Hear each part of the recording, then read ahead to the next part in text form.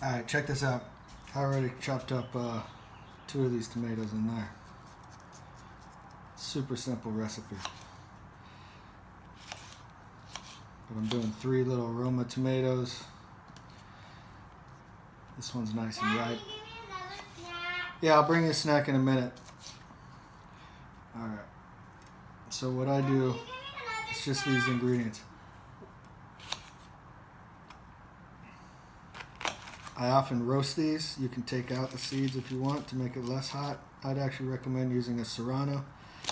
This is a jalapeno.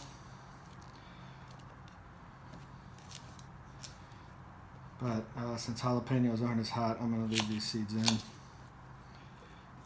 And again, I roast, usually in the toaster oven, the jalapeno and the garlic. Peel off the skin of the jalapeno. And then it's a little more added flavor. But it's basically just those ingredients right there. So you put them all together. I actually, put a good amount of salt in here. And I'm going to add this water as well. 1 second, all right? Of course, he's watching his iPad in there, wants a snack. A little salt, pepper.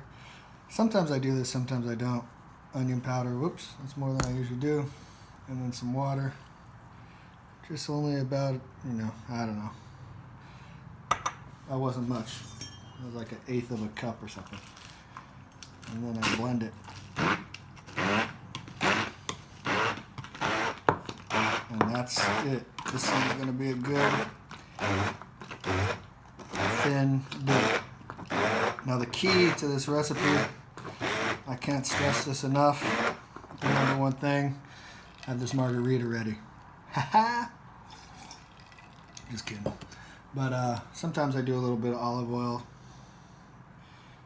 I don't know, it makes it a little less watery, I guess.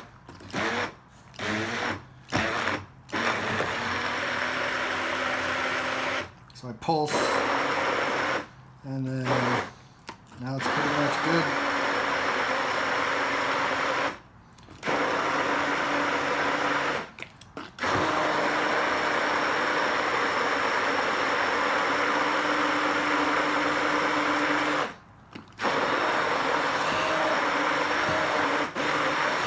And that's that.